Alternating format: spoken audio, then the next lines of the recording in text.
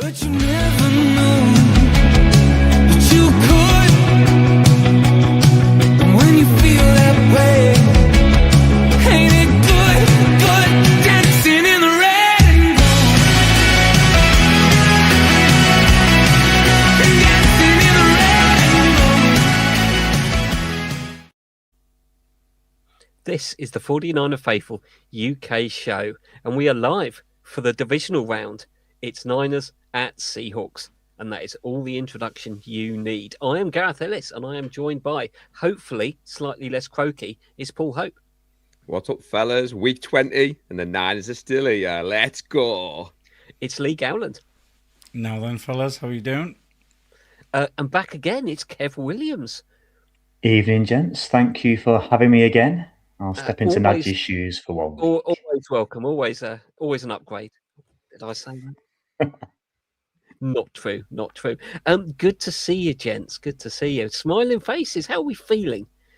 Feeling good Well, about? I'm still a little bit croaky, as you can probably hear. I mean, just more about the getting over the game. watch party. Yeah, I'm feeling pretty good, Gareth. As I said to you off air last night, across the pod, had me on with a Seahawks fan last night. So we were going a bit back and forth, and it was kind of interesting to hear their perspective ahead of the game. But as the week's going on, I don't know about you three, but I must have watched every bit of footage that's on social media with the trick pass, the angles, CMC's touchdown. And then I woke up this morning, Lee, to an American content creator that put our footage in with others from around the world. Yeah. I don't know if you've seen that sharing out. No, I And the haven't best seen bit that yet. about it is there's an Eagles fan on there crying and punching his TV. What a shame, everybody. Yeah, what a shame. Yeah. Unless you happen to be in the TV retail business in the Philadelphia area, in which case it's probably quite good news. Good to see you again, Kev. You're back. It's been a few weeks. Yeah, been a few weeks. I obviously saw Paul and Lee at the meetup, which was, absolutely incredible. What a night. Just about recovered. Got my voice back in preparation for tonight, obviously. And similar to Paul, just digested every single bit of content or podcast. Just skipped to the bit where they talk about the Niners and just relived that night all over again. Yeah, I think that's probably been the 49er Faithful experience for most of the week. I've enjoyed that. I think it's, there's nothing like a playoff win, is it? And for the last 7-8 weeks, every win has felt to me like an extra win. If we'd gone 9-8, people have said that's really good given where you are. If we just missed the playoffs at the end, people would have said, "Oh, that's amazing that you've kept fighting till that long." So we've just had so many like bonus wins. They feel extra, and obviously a win in Philadelphia. In the circumstances that we won in as well, you can't beat it. You can't beat it. However the game goes at the weekend, I think it's fair to say. I think everybody agrees this has been an impressive season and a team effort we can all be proud of. But I don't think it's over yet. There we go. Bit of a spoiler for later. The season is not going to be over. Well, I'm going to do a bit of a spoiler, and I agree with you. Ooh. Look at this. Even Chris is joining in. He's added to the tip jar to repent for his dirty sins. He's gone squeaky clean this week. And I think, Gareth, I saw some footage earlier of Trent Williams firing the troops up before the game, pretty much saying, they wanted us. This is who they wanted, and let's show them. And I was watching that on my lunch break before I headed into a meeting. And I must admit, I was rather hyped for that meeting. But as I've said to you before, my boss is a Bears fan. He's feeling rather nervous heading in this weekend. But as you said, Gareth, we're looking at a watch party possibly at the casino. We're playing with house money, the 49ers this week. As you said, we got into the playoffs. We've beat the defending Super Bowl champions on their turf. And we did it in such a manner that we went into that fourth quarter, boys. And the Eagles fans were chirping on social media. CMC hadn't run for many yards. He hadn't scored any touchdowns. Kyle Shanahan, coach of the year. And I just think the fact that we saw Fred back out on the practice field, and there's a feel-good factor around the Niners this week. And again, I like being the underdog. What did you say, Mr. Ellis? 7.5 favourites to Seattle? heading into I think Saturday's so. game? We are. It's the first time. I think it's testament that we've been favoured. I think for a lot of the games, looking back on our notes, and I think this is one of the first times. I think people have said, "Yeah, you've had your playoff win. This is as far as you're going to get." This Seahawks team is at home. It's rested. It could well be pretty much full strength. And you're battered. And I think losing Kittle is going to be a big factor. I think he was one of those guys where you thought, well, if you've got a player like Kittle that you can go to, you've always got that little bit of an extra chance. I think people are still sleeping on Purdy and what Purdy brings to the team. And I think people are still sleeping a little bit on some of the other guys that we've got. But yeah, I think they're going to really like being the underdog, and they can play without any pressure. Did you say you think the Seahawks wanted the Niners again rather than the Seahawks? I think I we mean, had another go at them, but did they really want to see us again? and obviously what's kind of strange is the last game they played was against the 49ers. And obviously they're feeling rather confident the way that they shut our offense down. As I said, talking at the 12 Talk podcast last night, that was the one thing straight away. He was going on about our offense only scoring 3 points, losing Kittle. Now, don't worry, Faithful. I pointed out that we didn't have Kittle in week 1. And Club 88 was formed, and Jake Tunges in the red zone. We did have Kittle in week 1. We just didn't have him for the whole of the game. Yeah, but you know what they're like, Lee? They just like to gloss over that. I We'll go on about Kittle's missing. I was like, well, we've played without quite a few players this week. And, Gareth, as much as the talk is about the number 1 seed, they're only 1-1 against us. They've only scored 26 points in 2 games. We are 8-2 on the road. We're battle tested. We went into Philadelphia. You see where I'm going with this, Gareth? Maybe giving some spoilers away of my own here of where my head's heading for this podcast tonight.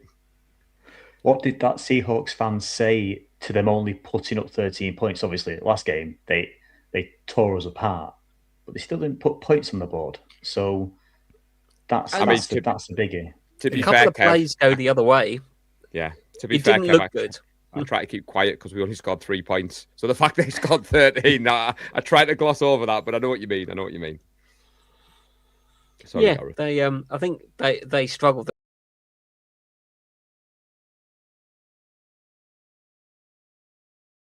Different game. It didn't feel that way, certainly at the time. I think it's fair to say we were probably lucky to get away with only losing by the 10 points. But there you go. We didn't actually have that much luck, and we haven't really had that much luck this season. Maybe that is one thing you need. You can be as good as you like, as well coached as you like. You can build as good a roster as you like. You need injury luck, and you need a couple of things to just fall your way during the game, and that can be the difference.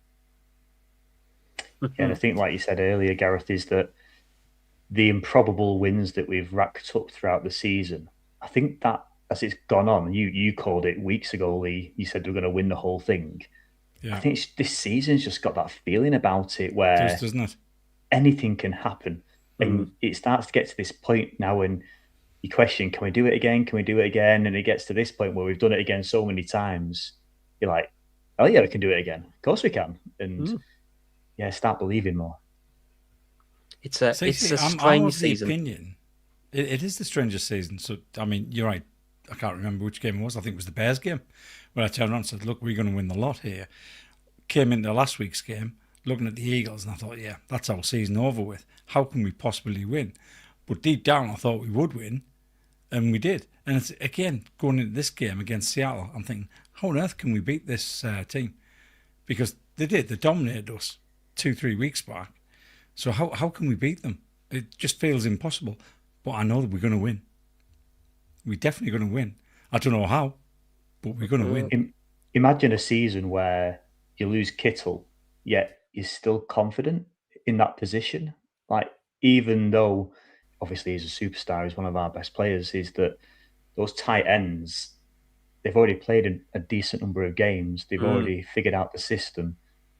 And as devastating as it is to lose Kittle, I'm still confident in the players who step on that field in that they're just going to show up. They're definitely not as good as him, but they're just going to show up and we're going to do our thing. Speaking of which, I think that moves us nicely along. All-Pro Fred has had his practice window opened. I'm sure that is not news to anyone here. I think there's been that, we'll play next week if we're there. Do you think he's going to play? I think he's going to suit up. I think he might have limited snaps, potentially. But So I think he is he'll going to suit play. up. I think he's going to play because they don't have to activate him until Saturday afternoon. That's So right. that is the time to look, and I guess that's probably going to be a Saturday afternoon Pacific time. So I guess it's probably late Saturday night for us. Yeah, so it's 9 o'clock Saturday night. That's when they have to activate him by. So Fred, you said playing unlimited snaps. I don't think Fred can play like that. I think if he plays 100 mile an hour, and I think that's what he's trying to demonstrate. Yeah. I mean, I have seen some talk, some of the other content creators say maybe limited snaps, maybe we only put him in on third down, but equally the other argument is start him, bring that energy, and then as you said, maybe I think D Winters is carrying a knock. I definitely wouldn't want to see the two linebackers, Garrett and Kendricks or whatever the name of in there, because they've improved our run defense, but obviously a fully fit Fred Warner walks into any team in the NFL. But just seeing that energy, I mean, Christ almighty, was it less than 100 days ago he went down, Gareth, and he was running out to the practice field yesterday. I mean, yes, he's a pro athlete. And I think I'd heard some people say he's not in football shape. I was thinking he looked in football shape to me. Yeah, absolutely. I think they might be taking him out for breathers, and I think there is that possible. Maybe you sneak him on when it's third down, and you're going to hope is somebody on the Seahawks side going to just miss that? Is Darnold going to miss that? Or on the alternative, you can just sit there looking at it with Darnold constantly looking around. Where is he? Is he on the field? Am I sure he's not on the field somewhere? It could be a little edge. It could be a little edge. I think it would be, so long as he's medically fit, which I think the word is he is. Obviously, if you're back to practicing, then Trent Williams, I think, made sure that he came out and basically said, I am playing in this game against the Eagles. Dare you to try and stop me. I think that's perhaps set a tone. I don't think Fred is going to back down from that. But as you said, I don't necessarily think he is going to play every single snap, but he probably doesn't need to. So how many bold predictions from the faithful of Warner steps up that we're going to see later on in this show? Certain pick six, maybe. Could you imagine this season we've had a Fred Warner pick six to seal the game? That would be legendary. That kind of season. I think it's been clear is that if it was up to him, he would be on that field. You can see it already. He's pretty much said it in the interviews. My heart would be desperate for him to do it. But again, my head is saying don't.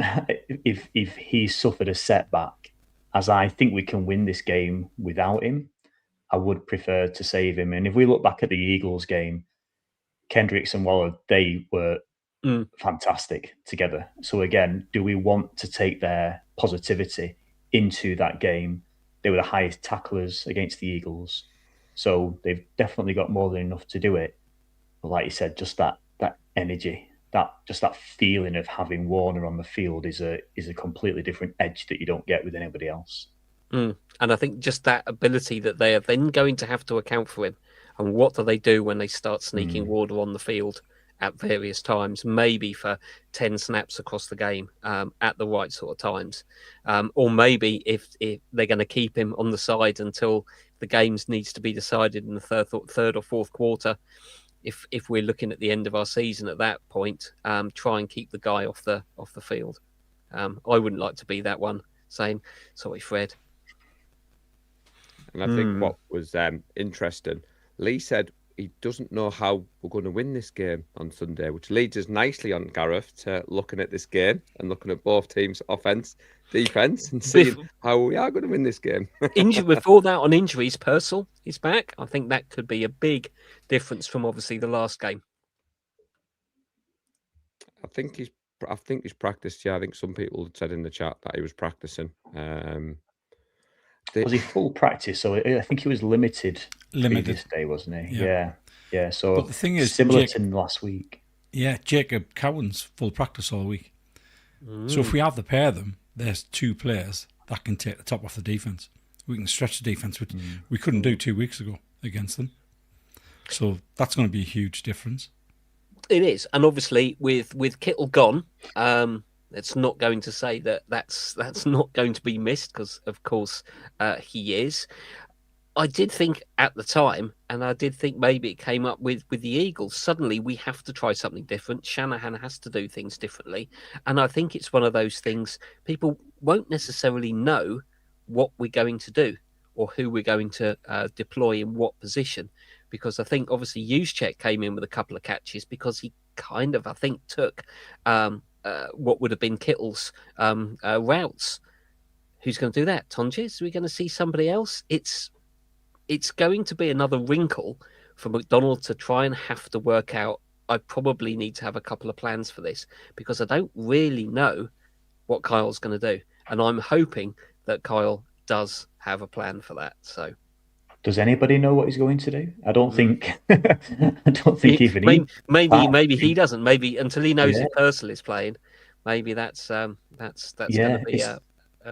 I mentioned Cowan's back practicing, and you know, I kind of laughed when you said it, but then again, it wouldn't surprise me if he popped up on the field for a target all of a sudden, because we had Malik Turner out there who, as soon as his name was called, the whole of the boxing leads were just like, what? Who? It was incredible that these players just keep on coming out whose names we've never heard of, but start making plays. Well, that's what the Seahawks fan said last night. He said, what's difficult looking at the 49ers, they don't have a number one, number two, or possibly even a number three wide receiver. He says there's always someone who just comes in and has a game against us. And he talked about that positionless football that we saw against the Eagles, you know, the jet sweeps, the motions. Like you said, Gareth, he's going to have to go into his bag of tricks in that regard against the Seattle defense. Because let's face it, we're all very bullish, but we know we've got a tall order on Saturday night. You know, the number one seed, the rested, that defense put on a show in week 18. But I think, as Lee said last week after the Eagles game, maybe without Kittle, Shanahan has to go kind of down a different route. And maybe we see a bit more of Juszczyk. Maybe we see a bit more of Tonjes. I mean, he's been a great target in the red zone anyway for Brock. And I think, hopefully, you know, Brock Purdy's got that stinker out of his system. And when I say stinker, Lee, it's only because we put 3 points up. I'm hoping for a better performance. And Brock likes to play in Seattle, which the Seahawks fans need to forget about. You can't put that on Brock Purdy. I know we didn't have any Trent Williams, so we had no run game. So the NFL league, they always blame everything on the quarterbacks. Yeah, you know, the Eagles fans blaming Jalen Hurts. We should have the Seahawks D up on the screen. We should. We've just got ahead of ourselves. I think. There we go. There's a nice. It's the same defense as what we faced 2 weeks ago. It's the same screenshot because I'm too lazy to do another one. Well, it's unnecessary. So I think, I mean, we've covered some of this. I see this starting really with a much better performance from the O-line, because I think that's where a lot of our problems were in week 18, in that we couldn't get the offense running because Purdy just had no time and no space and needed something else to operate. And I don't know that we necessarily got the game plan for that. Obviously, you don't plan for your offense or your offensive line to be under that much pressure. But I think this time we should be better for that, I think, with Trent Williams. And I think that could be a difference. Or am I just talking rubbish? No, you're absolutely spot on there. I mean, Trent Williams makes such a huge difference at left tackle there. And not only that game 2 weeks ago, that'll have got Kyle focused on what he needs to do to beat this defense. And you know what Kyle's like. They've all called him the genius too. He's going to cook up a nice little offensive display on Sunday morning. And I think having Trent Williams back, we're going to be able to run the ball this time. Definitely. Yeah, that was such a big gap in that last game. Absolutely huge gap that, like you said there, Gareth, is that we just could not run the ball, and that resulted to long passes, which eventually failed because the secondary is so good. And I think one of the content creators I was listening to today was talking about how can we actually beat their defense. And he made a really good point in that their defense, really the only thing they can do this week is play the same way. Mm, They did so yeah. well. They've got to play the same way. They've got to attack us like they did and hope that they get the same outcome.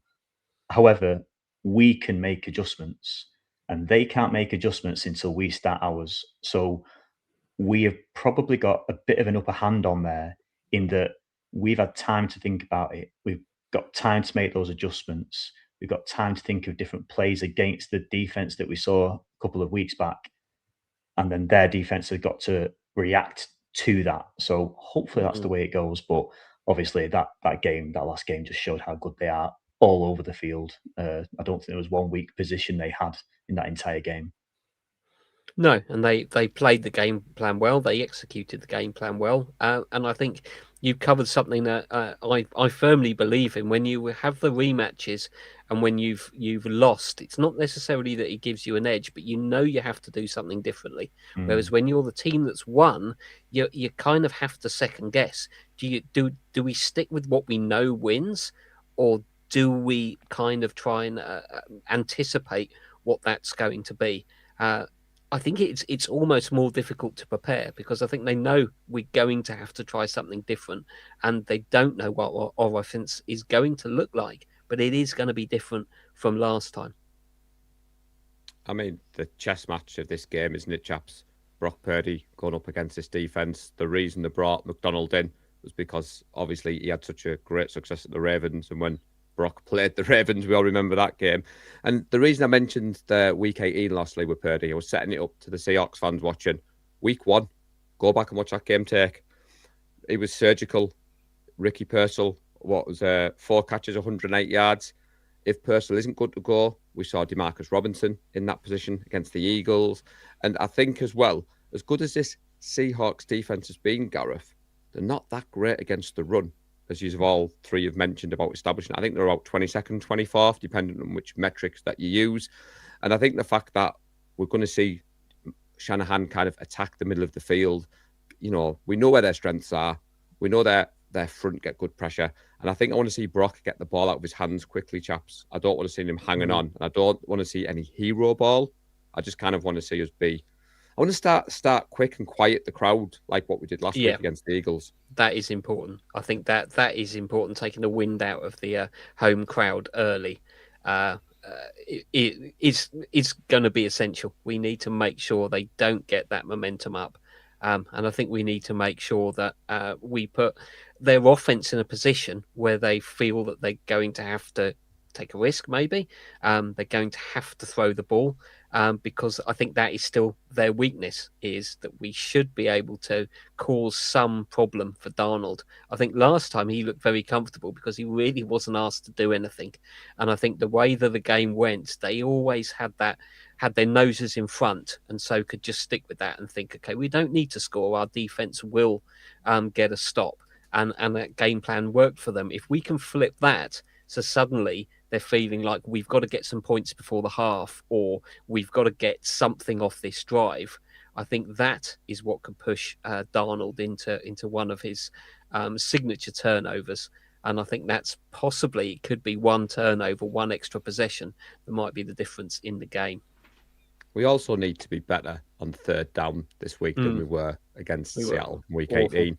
And obviously, weirdly, we still lost the time of possession against the Eagles, but it didn't matter because the offense scored when it needed to be. But I kind of want to see us, as I said, quiet in the crowd. I want to see those long, methodical drives. And equally as well, if you go back and watch that Week 18 game, which I've done, we gave some silly penalties away, which were eradicated against the Eagles. And we always talk on this show, mistake-free football, don't turn the ball over. And you've alluded to a couple of bold predictions there, Gareth, about Darnold. I'm excited for that bit, but I won't get ahead of myself, buddy. Well, wasn't it Vinovich we had for that game as the referee? It was, Lee, yes. Yeah, he hates us. He absolutely hates us. So I'm not surprised that we had penalties against us in that game. But talking about the whole strategy going into this game, if you're Kyle and you win the toss, are you deferring, or are you going to send your offense out there and make a statement? No, I think I'd always defer. I'd always defer and take that second the first possession of the second half. I think that's just sound to do. always. Kyle likes to do that, Gareth, because he likes to kind of try and score before halftime. Yeah. And then get the ball back second half. He calls it like there's like a terminology that I've seen him use in interviews. But Well, yeah, you get back-to-back possessions, which you don't get at any other part of the game. It's the only time you can put on 7 points and then put on another 7 points. But I can understand why Lee's asking that question, because obviously against the Eagles on Sunday night, those opening few drives, we just came out on fire. And I suppose what you're thinking, Lee, is if we start like that, quiet the crowd on the front foot, on the front foot, and Kyle tends to kind of do some of his best work when we go in front rather than chasing the game. And as we've all said, the pressure's on Seattle. There's no pressure on us. So, but I think if you're asking me, I think Shanahan will defer and let them have the ball first. And equally, weirdly, to go against my own argument, Lee, it worked all right in the first drive of week 18 when Seattle started with the ball and then tried to go for it on fourth down. And at that point, the Discord was on fire. But I think that was as good as it got that night, wasn't it, Kev? It's quickly descended into chaos from that point. And it is a good question. It's a difficult one as well, because I think against Seattle, we just played so poorly on both sides of the ball. So probably both sides have got a point to prove in this next game. They probably both want to start first, to be honest. Although Kyle will defer if he gets the chance, I would imagine. I don't think we can say a lot more about the defense. We know the scale of the task. We know it's one of the top defenses in the league. It's good from front to back, and we are going to have our work cut out to get some points on it. But I think we're going to get more points than we did in week 18. How about that for bold? That doesn't count according to Lee. It needs to be bolder than that, Mr. Ellis. Well, you wait. Is that the Seahawks offense I see before me? It is the Seahawks offense. Lee, since you put it up. Well, again, I'll start where I started last time, 2 weeks ago. Sam Darnold. We need to put him under pressure. He's never won a playoff game. He's stepping up for the very first time to try and win one against his former team, who know him inside out. As long as we can get to him, I think we can force him into mistakes, turn the ball over, because he's not the greatest at ball security. So to me, it all rests on, can we get the pressure on Sam Darnold? It feels very much like the Eagles game in that, we had to stuff the run a little bit there and try and let Jalen Hurts make mistakes. That seems to have paid off for us. We obviously couldn't do it against Seattle last time. We were all just waiting for the Darnold interception that never came. Hopefully he's been saving them up for this game instead. Well, I don't know if you saw Frank Gore went on Shady McCoy's podcast after the game. And he pretty much said, we wanted Hurts to throw the ball. That was the game plan inside the building.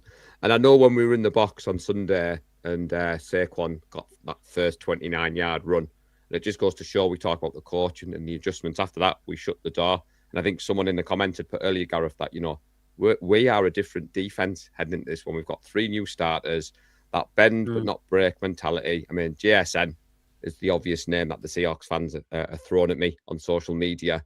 And, Lenore didn't have his greatest game against him. But Lenore's not going to man-mark him, because that's not what the Niners do. We tend to go in like man coverage on third downs, but Salah's scheme doesn't put his best corner on their best receiver. And as we said, Sam Darnold, I mean, his touchdown to interception ratio is nearly 1-to-1. And as Lee said, he's got to be feeling the pressure. This is what he wanted. He wanted to be the face of a franchise. He wanted to be going into the playoffs. And all the pressure's on Darnold. And he's been inside our building. And I'm just confident that Salah, he's got head coaching interviews to prepare for this weekend. It's going to look great if he can put some highlight reels of his defense, smashing the quarterback, getting interceptions. Did we mention a Warner pick six, Gareth? Maybe we'll see it there. I think it's a tricky one for Darnold, because I think it was very clear in week 18 that they took the ball out of Darnold's hands and basically said, our defense is going to win this. We just make sure that you don't lose it. Are they going to do the same thing again? Are they going to need to give Darnold a bit of confidence at home throughout the playoffs to potentially set them up for what they assume is going to be an NFC Championship game at home? Can you sort of let Darnold play within himself for that long? Do you think that's a viable game plan for them? Or I are they think going to it's have to let him cook? yeah. I truly think they'll probably make that decision throughout the game. I think they'll wait to see how the game pans out. If they fall behind and need points, obviously they'll start putting it in his hands. But at this point in the season, I think it's too risky to change. Like you were saying, 1-to-1 TDs to interceptions is pretty damning evidence. So with a running back, both running backs that they have, it just makes sound sense to keep on running that ball and only let Darnold have it when they're confident in that they can keep that ball rolling. It's yes, I think that's what it comes down to, is that I love a few Darnold interceptions, but the offense have got to make him go for it, to need the points to go for it. Scoring 3 points, obviously, there's no pressure on him at all there. He's just got to do the basics. We need to make him go above and beyond just the normal plays and checkdowns. We've got to make him push that ball down the field to have to get those points on the board. And hopefully the defense can stop that run game like we did against the Eagles to make him make those throws. I think that's it. They weren't in third and long enough to give Darnold the chance to make that mistake. So we didn't put the Seahawks in third and long enough times to make it bad. And obviously the one time we did, we still let them convert 17, 18 yards. Yeah. And I think there's going to be some people on the defensive side who want to set that right. But obviously our linebacking crew is different than it was that game. There's experience, and they've shown that they can play the system that Salah has set out for them. Go on, Paul. Sorry, mate, I cut you off. No. I was gonna quote what you said at the start of the show about the Seattle team actually preparing for this game. And there's a lot of talk that we lost, but again, this defense only gave up 13 points against this offense. So I don't think Salah's going to do a lot different, but he's just got more pieces to use. That's all I was going to say. And as much as Kendricks was sat on the sofa in November, which sounds crazy when I was looking at my stats earlier, the fact that he led the team 10 tackles last week, but he's kind of been there before. He's been in the playoffs. He's adjusted well to the role, and the interviews he's given, he said this locker room's made it easy. And we talk about that cliched next man up. That is the culture in San Francisco. We were devastated when Kittle's gone down, but 32 minutes in, it hasn't been the main feature of the podcast. We're just kind of on that next man mentality up. And, as Kev said, I think Seattle will want to lean on the run game more than the pass game. And I don't think they've brought Darnold in to be a superstar at quarterback. They just wanted a bit more of dependability, because obviously Geno Smith was kind of boom or bust. He was always bust against us. And I kind of feel like my fandom's flipped round, because when I started being a Niners fan, Russell Wilson and the Seahawks had our number, but then it's flipped in recent years with Brock Purdy and with our record up there. And the fact that, yes, they're the number one seed, but we're the battle-tested playoff experienced team. And Salah, I think, is going to definitely have this defense fired up. And I don't think there'll be any stupid penalties on Saturday. That's my opinion, anyway. Well, let's hopefully not, because, yeah, exactly. I mean, what we want to see is a good game with us winning, which we will do. I mean, they're going about Seattle's rushing attack. I've got the stats here. They're only on about 3.7 yards per carry this season. And I know they've got some big runs against us in parts, but we joked in the box, Kev, about the discord and the game day thread and the emotions. This is the NFL and this is the playoffs. There's going to be moments on Sunday where someone goes for a big run or there's a big pass. But this defense seems to thrive in the red zone. And I think that's Sellers' mentality. I don't care about the box score. I'm on the eye test. Let them, march up the field. But when you get to the red zone, and again, as much as Seattle are feeling confident going into this, the defensive side of the 49ers has got to be confident. Only let them score 26 points in 2 games. And as we've all said, we weren't a million miles away in week 18. A couple of bounces either way. I mean, Matos picks him off. And if, CMC, that doesn't get tipped. And I know the Seahawks fans who tune in and watch will be saying, behave yourself, Paul. But that's just the nature of the NFL, Gareth. It is. It's sometimes it's a game of inches, and it's the cliche, but that is sometimes the difference. It's one person making one play or the break of the ball, particularly where it's a fumble, particularly where it's a tipped pass. It it's 50-50 when that ball is in the air from a tip pass. It could end up in the hands of your receiver. It ends up in the hands of the defensive back. There's no skill. There's no logic to it. It's pure luck, and it's who's going to get the luck on the day. And I think this game is going to be that tight. It is probably going to come down to a play. I think we all remember the Dre Greenlaw tackle on the goal line after that hugely extended last 2 minutes. When was that? Was that the 2019 season, wasn't it? Yeah. Where literally when you watch it, you still can't believe that he is 5-6 mil short of the goal line. That was the difference between number 1 seed and number 7 seed or whatever it was at the time. So I think it's got that in there again, isn't it? It's always going to be a classic. I think Niners Seahawks, and I think it's going to be set up to be an absolute stormer of a game. And a bit of a bum squeaker, I think. Let's face it, the heart rates are going to be going. Given our rivalry and being in division, we've only played each other twice in the playoffs. Obviously, there's the Sherman game, which I don't think any Niners fans thought we'd ever forgive him. And then obviously we had Brock Purdy in the wild card. So it's quite interesting, it's evenly tied 1-1. And I quite like that with the underdog going into Lumen Field, Gareth. I quite like that. We have got nothing to lose. I'm just trying to compose myself. Just had flashbacks then, Paul. Thanks for mentioning that Sherman game. Thank you.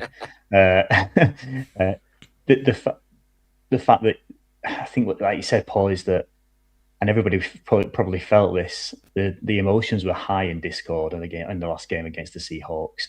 That game just felt terrible. There were missed tackles galore. It just felt horrendous. What we were seeing in front of us was very poor.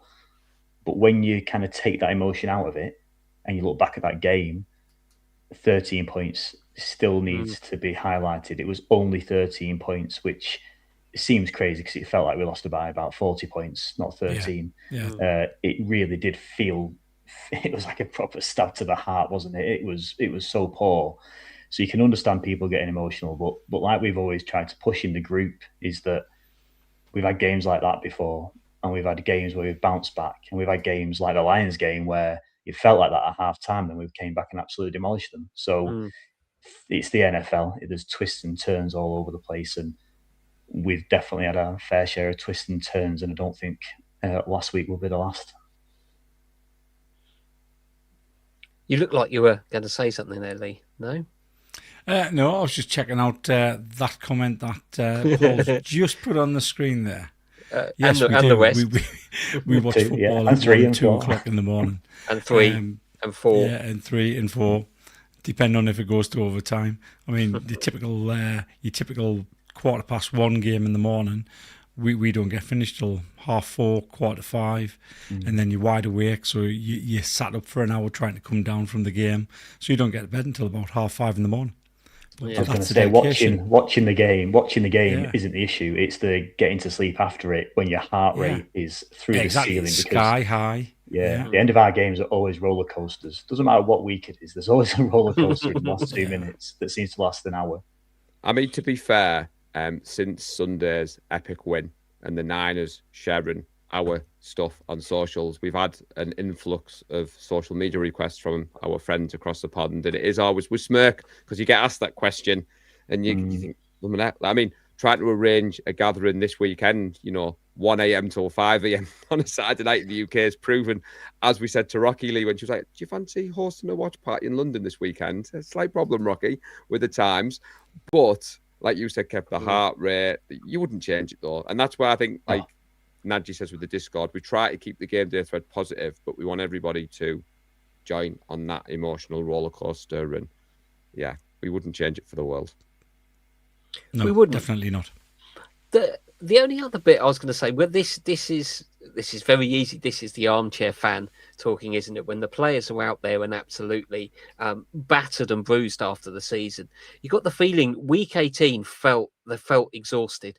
I don't know. I just had the sense, perhaps after seeing some of the stuff, the practice this week, that you get rejuvenated in the playoffs. You get that adrenaline. You just get that extra little bit in your steps. So to me, it seemed like the team seemed a bit kind of renewed after, I think, that win. I think that's something. Momentum is real.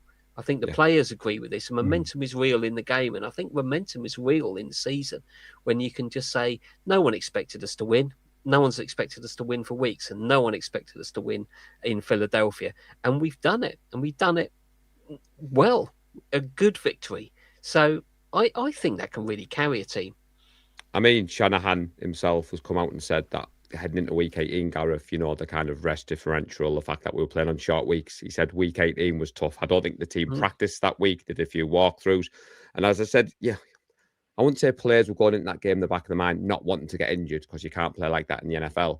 But it was a strange one because both teams knew whatever happened, they were in the playoffs. And like you said, we all joked about doing it the hard way, but the Niners are doing it the hard way. So yet again, you know, we've been on a short week, playing on a Saturday, and I know there's been a lot of talk this week about, is it unfair? But the number one seeds always play on the Saturday. It's just what you know going into it. And like you said, Gareth, the stuff that's come out with practice this week, I know the social media team is very savvy, but it's been quite upbeat. And I think the news of Fred on the training field, and even the stuff Kittle has shared himself on his socials, it's been quite upbeat. And there's just a feel-good factor around this 49ers. And we're still the underdog, but the tide's turning where I think some people, I haven't seen the graphic of what the talking heads have done yet, because I don't know whether they're doing that tomorrow, but I haven't seen any score predictions, you know, where the tables are all greened out and it's all Seahawks, or, you know, there's a mix of both.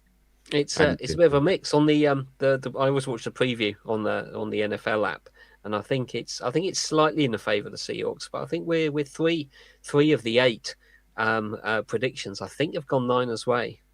So I think people are splitting it. Yeah, in relation to the momentum as well, linked to what you were saying then, Paul, also is that Kittle injury could have really brought the mood down as well. However, I think Warner stepping out on the field has kind of replaced that gap. And from what I've seen as well, reporters were saying that obviously Kittle just brings that energy in practice as well. And he's not there. However, Fred does the same. So Fred has just stepped into that void that's there almost. So even if he doesn't get onto the field, his input this week, I think, will be invaluable to the team, and the feeling around the locker room and the feeling on the field, and just getting people, let alone myself, getting people within the building absolutely hyped up for the game and feeling positive about it. There we go. Well, if you are feeling positive, it's time to put your money where your mouth is, where the predictions are. Look at that. Lee's always slick with this. He's always ready. Najee knew. What has he done? He's gone off to work without giving us his score prediction, even though he is in the lead.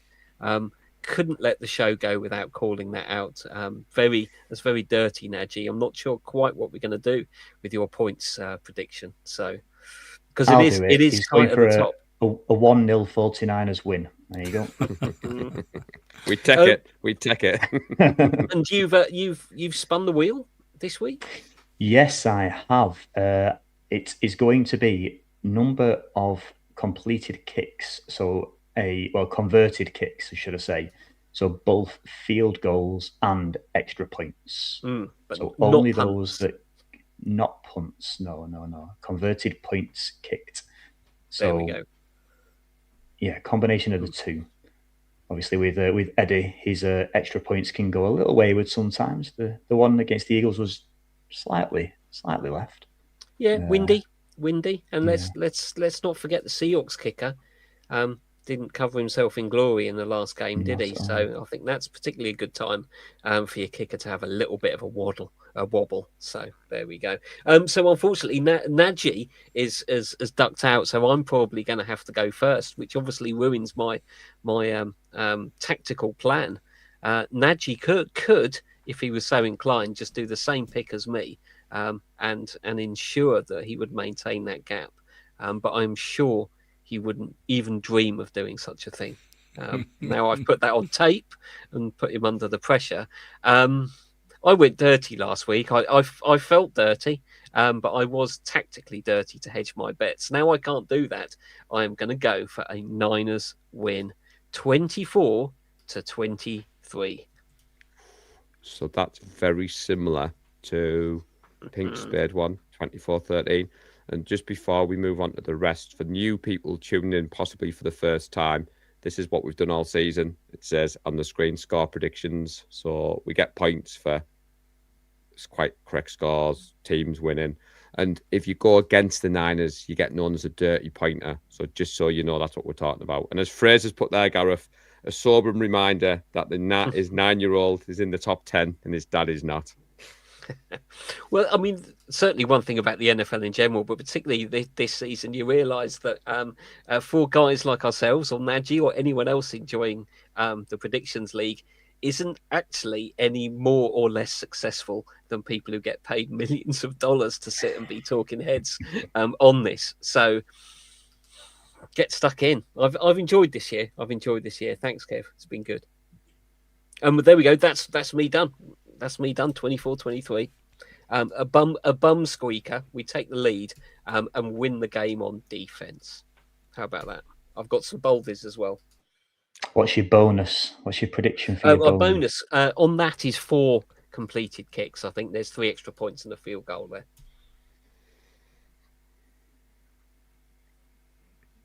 Who's next? Paul. So I've just put mine on while you were talking there. So I'm going for a Niners win, 27-24, 5 kicks. I was actually going to go 24-23, yeah. to be fair. I was going to go 24-23, to be honest. But Gareth stole me thunder there. Again. So, right. Well, I was going to go 31-13, but I'm not because I wasn't sure whether Nadji was going that way. So, obviously, I'm going for a Niners win because I wouldn't want to mess up the spreadsheet if you see it on the screen. I think it's going to be close. I'm going for a Niners 20-17 win. So I did have that written down at one point. But that's what I went last week, apart from the Eagles win. So I was alternating between a couple of scores, but that's the one I'm going for, which means 4 on the bonus sheet, Kev. So I'm going for 4. Field goals, extra point. He's watching. Nadji has just sent the text through. Oh, he's just doing a Gowland. He was just waiting for you, wasn't he? He has. He's gone for Seattle win. Yeah, seriously. Seattle win 24-17. 3 converted kicks. There's your screenshot from today. Right. Get my media asset up. Get the tip jar on. Nadji Karai, you know what you need to do. Got them on the wrong way. Oh, that's highly suspicious. He hasn't checked his messenger all day and then does it 2 minutes after my prediction is locked in. Well, and he says, I'm competitive. I'm sure it's entirely coincidental, Nadji. It doesn't. And what did we say at the start of the show? Lurking in the comments. Who are Nadji Karai? So there we go. We've got it, buddy. We've got it. And what did? He's on that list. I mean, Kev, you had to share a car journey when he was very giddy going top of this league table, and then poor Gareth had to come on the show the other night, and he's gone dirty pointers. I mean, he was talking about his tactics already. He was there on the journey home talking about his tactics. Yeah, and if he wins it on 30 points, I think that's you've got to carry that with you. That that. Well, and for those new to the show, this is what you win. This is the fantastic prize that you win. That beautiful. I was just me being say, the grand champion. Yes, he is the current champion. I was going to say Lee won it last year on a bit of a down season for the Niners, and it didn't seem to dampen his joy, especially when we met up in Durham and I handed it over. So I don't think Nadji would be any less the same. And as I said, I got the trophy after we did that crushing defeat against the Chiefs. The lights came and Nadji went, "There's your trophy, mate." And I went, "Cheers, mate." Absolutely devastated. We've just lost the Super Bowl. You know what I was saying earlier, Paul, about the 49ers? We're going to win. We're going to win tonight's game, or Sunday's game. We're going to win the NFC Championship. We're going to win the Super Bowl. And I'm going to retain that trophy. Look how That's how confident I am. Have you been on that super strength Lemsip this week, have you? No, but I should have been, judging by my voice. Fantastic. There they all are. Good luck to everybody else who is playing. it's not going to be the last week. We'll have another game after that to predict, won't we? So, Of course we will. It's course we ready will. and prepared Definitely, until the Super definitely. Bowl, so we've got to fill in every single cell on that sheet. Absolutely. It's And speaking of other games, there are a few other games this weekend. Quickly, Bills at Broncos, Saturday night. Who you got? Broncos. Broncos for that. Yeah. I've got the Bills. I'm not totally convinced by Denver, and I just think with obviously Josh Allen, I think that can be the difference. So I'll be the lone wolf on this one, unless you're going to agree with me, Gareth. Only I had Broncos at the beginning of the season. I think Right. they were my Super Bowl dark horse, so I'm going to have to stick with them. But if I hadn't, if this was the one, well, this is the one-off game. I think the Bills have got a little bit of momentum behind them. I think the way that they put away the Jags, and obviously the Jags put away the Broncos. Not that, of course, that really matters, but Yeah. there we go. Rams at Bears. This is interesting. Bears. I've got a Bears Definitely go supporting Chicago. friend. You usually go for a Rams win every chance you get, Lee. So you sure you're No, that's only when there's points at stake. So similar to Kev, I've well documented. My boss is a Bears fan, and we've said all season it's set up for a Niners-Bears championship game. I think the Niners would prefer the Rams because it'd be nice to have a home game in the NFC Championship and then a home game in the Super Bowl. So I'll get that dig in there. But I just think maybe as much as the Rams are favoured, I just think the Bears, I think that comeback against the Packers, I think it's given them a lot of belief. So I believe it'll be a Bears-Niners NFC Championship game. They've been coming back from games that they've lost all season. I wouldn't like to be in the Rams position having to face the Bears off this. I don't think the Rams they struggled to put away the Panthers. Maybe that's a disservice to the Panthers, but I think the Rams have had their best part of the season in the middle, and they have kind of dropped off a little bit, particularly when it was like they're going to be the number one seed, and the Seahawks knocked the stuffing out of them, and then suddenly they were knocked down the division. So I can see the Bears stealing that. I really can. Finally, Texans at Patriots. Texans. Yeah. My Texans have heart got says defense. Texans. My heart says Texans. I want D'Amico to do something. I want it for D'Amico more than anything else. Yeah, Texans for me. I think the Patriots are they're going to have too much on the defensive side. I think for the Patriots, I think the Texans' offense can do just enough. I think having that defense gives their offense the confidence to try stuff because the defense is that good. And obviously, we know how good D'Amico is. But yeah, as much as weirdly, all those Chiefs fans who are now Patriots fans, and then the kind of fear in any NFL fan is, oh, please don't let this be the rise of something else. Or, let the Texans stamp that one out. Yeah, totally. But before you move on, I'm not Rocky going to. has just texted me, and I want an ultimate dirty pointer that I had in my notes to mention. So everybody's darling at the moment, Will Gavin, who is a well-known 49ers fan. He's been at our meetups. He posted his Super Bowl challenge bracket earlier, Gareth, and he's gone for the Rams winning it all. So I did have to send that over to our representative at the Niners. So when she sees him in Seattle, because I've texted her already, Lee, to say, come on, buddy. You can't always just be professional and go with your head. You've got to let your heart rule sometimes. But I just wanted to call him out that, Will Gavin, come on, buddy. You've got to do better. I think going dirty in the wild card is acceptable, but now you've won the wild card, that's it. The Super Bowl's so close you can touch it. So yeah, got to keep my hands clean. Yeah, but equally, as we said last week, before we kind of go into some baldies and finish off, when you're talking to people in the UK about the NFL, and I get it at my work, some people don't understand it, they don't like it. You then explain about the playoffs. Pretty much most of the games at last weekend were close, and the atmosphere at all the games, and we're in the business end of the season now, win or go home, and I love the playoffs. And as David Bennett just said, there's a few more games to go. Yeah, I kind of like the stat that we were the only team who led going into the final 2 minutes to win. Mm-hmm. Yeah, they showed it on the screen, didn't they? Stat. Yeah. Yeah, it said every single person kind of won on the last drive, and I was like, oh no. I could see it coming as a ploughing down the field, and then all of a sudden, delirium. But yes, Gareth, we need some bold predictions now. Bold this then. Well, I'll go first. Not so much bold, but I've got my TD scorers are going to be Tonjes from a Kyle Juszczyk pass, Kyle Juszczyk from a Brock Purdy pass, and Brock Purdy from a 4th down conversion from outside the red zone. Ooh, Gareth. And I mentioned before, we win the game, we hold them on defense, and Upton Stout becomes an absolute hero. So I'm going for an amazing boldy because we don't even know he's playing yet. Fred Warner, 2 interceptions. Oh, nice. And the last interception to ice the game. nice. Well, I was going to lean in interceptions. I'm going to have Sam Darnold thrown 3 interceptions. And then Gareth had Tonjes on his.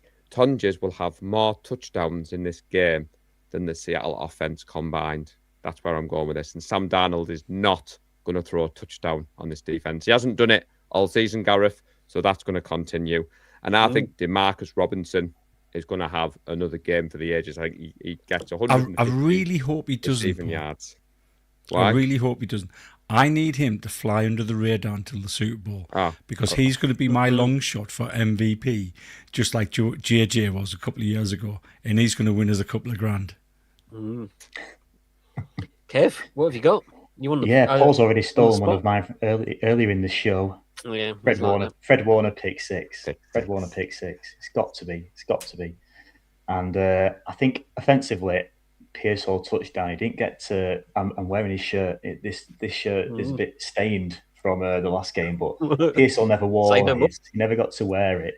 So I'm definitely going to Pearsall TD, and then another Jennings thrown touchdown because I've been watching highlights of his high school career and also listening to his high school coach as well. I didn't realize he was touted to be a safety as well. And I think that when you look at how he plays as a wide receiver, you can definitely see some of that in him. Even at high school, he was doing those quarterback runs where he's plowing through people, and you can imagine him being a safety, just running at people and hitting people. So he kind of got an idea of the man way back then. But yeah, Juwan Jennings throwing a touchdown. Oh, Trent Williams touchdown would be good as well. We need those at some point. We need one. Yeah, he needs one. There's some good ones coming in on the chat. I won't get a chance to put all of them on, but there is some flying in there. But before we finish off, we do have a super chat. So Too Much Sauce 33.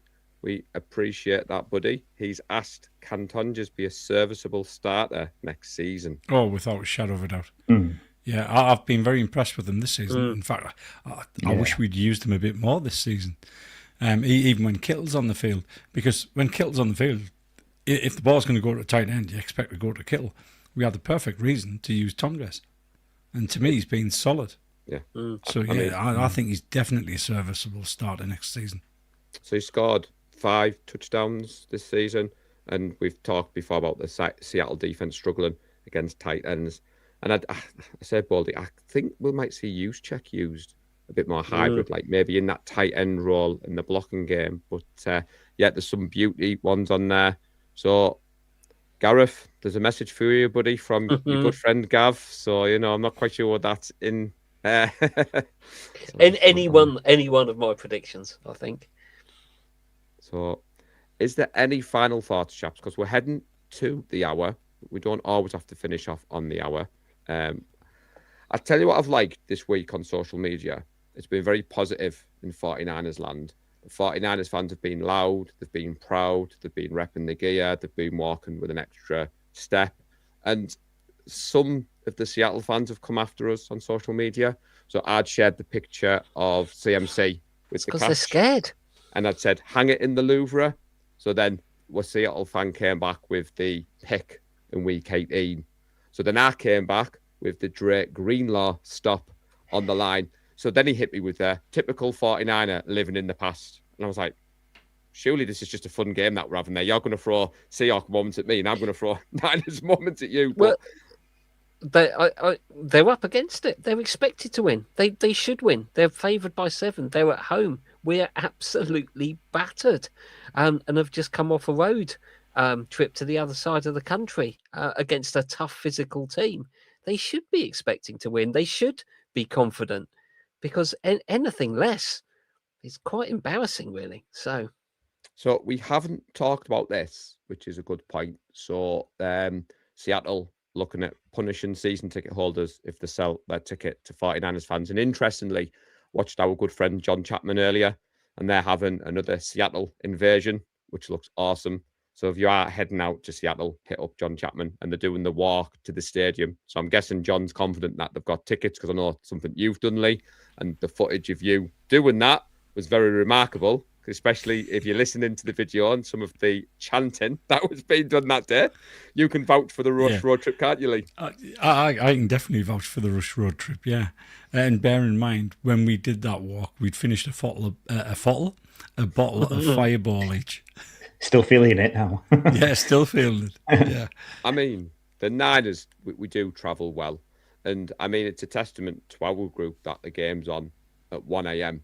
and there's people still kind of trying to get a meet-up organised. I mean, if there is one going ahead, Lee, it'll be at the Victoria Casino in Leeds, but it's going to be, we've had some news that they might not be putting the commentary on, and it's looking a little bit kind of hit and miss at the moment, if I'm being honest. But it is great to see the group kind of trying to put something on.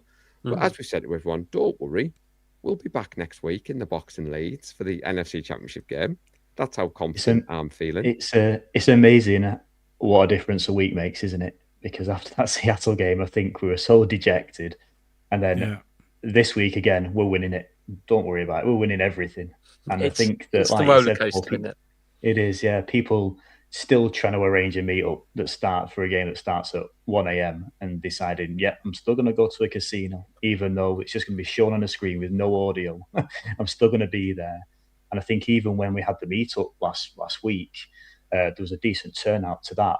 And the game day thread on Discord still had 60 plus people in it as well online. So it just goes to show you how dedicated the fans are. And seeing as though the meetup's probably not going to be as big this time, I can definitely see that record being broken on Discord again as people look to join in and hopefully come with that positivity.